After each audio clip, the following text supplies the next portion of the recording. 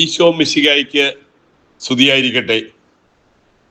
കർത്താവിൽ ഏറെ സ്നേഹിക്കപ്പെട്ട സഭാവിശ്വാസികളെ, പരിശുദ്ധ സിംഹാസനത്തിനെ അനുസരിക്കാത്ത മാർ തട്ടിലും അദ്ദേഹത്തിൻ്റെ വികാരിയുമായ മാർ പാമ്പ്ളാനിയും എത്രയും പെട്ടെന്ന് സീറോ മലബാർ സഭയിൽ നിന്നും പുറത്താക്കണമെന്ന് ആവശ്യപ്പെട്ടുകൊണ്ട് എല്ലാ രൂപതകളിൽ നിന്നും ഒന്നു ചേർന്ന് സംഘടിച്ച് ശക്തമായ പോരാട്ടമാണ് വരും നാളുകളിൽ ഉണ്ടാകേണ്ടത്.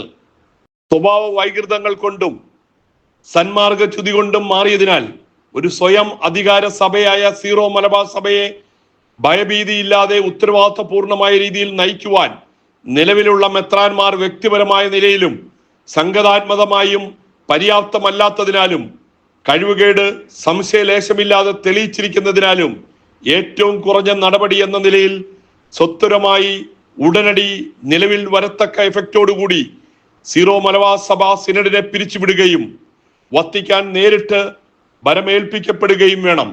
മേജർ ആർച്ച് ബിഷപ്പും അദ്ദേഹത്തിന്റെ വികാരിയും സഭാഭക്ഷരായി തന്നെ പ്രഖ്യാപിക്കപ്പെടാൻ തക്കവിധം സഭാവിരുദ്ധവും കാനോനിക നിയമങ്ങൾക്കും എതിരായ വിധം പ്രവർത്തിച്ചിരിക്കയാൽ ഇരുവരും എപ്പിസ്കോപ്പിൽ നിന്നും തിരുസഭയിൽ നിന്നും വലിയ മഹ്റോൻ ശിക്ഷ നൽകി പുറത്താക്കുക തന്നെ വേണം.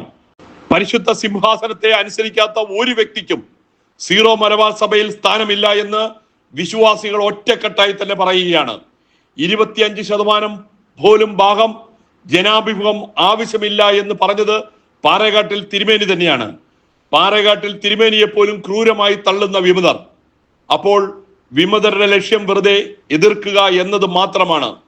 സീറോ മലബാർ സിനഡ് ഒരു പടി കൂടി കടന്ന് വിമതരെ സുഖിപ്പിക്കുവാൻ 50% എന്നിട്ടും വിമതർക്ക് സൂഹിക്കുന്നില്ല. കലഹം ഉണ്ടാക്കിയില്ലെങ്കിൽ മുണ്ടാടൻ, തളിയൻ, മണവാളൻ, ചിറ്റിനപ്പള്ളി തുടങ്ങിയവർക്ക് എങ്ങനെ വാർത്തകളിൽ ഇടം പിടിക്കാൻ പറ്റും? നല്ലത് ചെയ്ത് ഇവർക്ക് വാർത്തകളിൽ ഇടം പിടിക്കാൻ എളുപ്പമല്ലല്ലോ. ഹൃദയം ശുദ്ധിയല്ലാത്തവർക്ക് എന്ത് വിശുദ്ധ കുർബാന? ക്രിസ്തുവിനെ അറിയണമെങ്കിൽ അനുഭവിക്കണം. അതിന് നിർമ്മലമായ ഹൃദയം ഉണ്ടാകണം.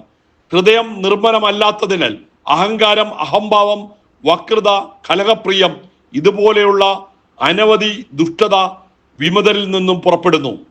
സൂനകദോസ് പിതാക്കന്മാർക്ക് വിശ്വാസികളുടെ ഒരു മുന്നറിയിപ്പും കൂടി തരികയാണ്. സീറോ മലബാർ സഭയാവുന്ന വലിയ കുടുംബത്തിന്റെ അടിത്തറ തകർക്കുവാൻ ഇനി സിനഡ് പിതാക്കന്മാർ ശ്രമിക്കരുത്.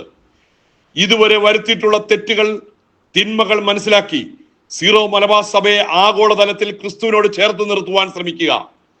അഭിമന്യ മേജറും വിമത വികാരി നേതാവ് പാമ്പ്ളാനിയും അധികാരം ദുർവിനിയോഗം ചെയ്യുവാൻ അനുവദിക്കരുതായിരുന്നു.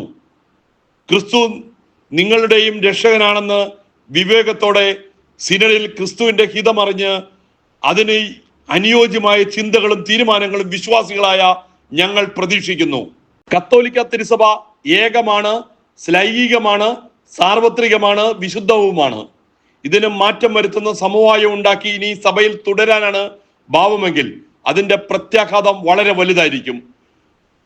പരിശുദ്ധ സിംഹാസനത്തെ അനുസരിക്കുവാൻ മുതിരുന്നില്ല എങ്കിൽ ഇത് നിങ്ങളുടെ അവസാനത്തെ സിനഡായിരിക്കും.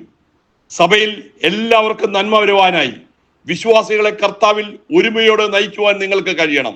എറണാകുളം അങ്കമാലി അതിരൂപതയിലെ വിശ്വാസ പ്രതിസന്ധി പരിഹരിക്കണമെങ്കിൽ ഇവിടുത്തെ വിമത പ്രവർത്തനങ്ങളെ പ്രോത്സാഹിപ്പിക്കുന്ന മെത്രാന്മാരും വൈദികരും മാതൃകാപരമായി ശിക്ഷണം നൽകി അവരെ അധികാര സ്ഥാനങ്ങളിൽ നിന്നും മാറ്റി സഭയുടെ ദീപിലി എല്ലാ ആൾക്കാരിലും അർപ്പിക്കുവാൻ, ഒരുമയോടെ അർപ്പിക്കുവാൻ നടപടി സിനഡിൽ നിന്നും ഉണ്ടാകണം.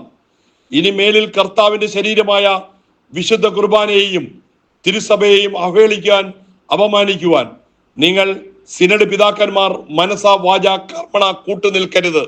യേശു ക്രിസ്തു പത്രോസാകുന്ന പാറമേൽ പണിത ഒരു സഭയെ 100ഓളം കള്ളപ്പാതിരിമാരും 2 മെത്രാന്മാരും ചേർന്നാൽ ഒരു വഴിക്കാക്കാൻ കഴിയുമെന്ന് ദൈവജനം ബോധ്യപ്പെട്ടു കഴിഞ്ഞു. കർത്താവുമായി ഇടഞ്ഞു നിൽക്കുന്ന തീരുമാനം വിമതർ ഉപേക്ഷിച്ചില്ല എങ്കിൽ അധികം വൈകാതെ നിങ്ങൾ ധൂളിയായി പരിണമിക്കും.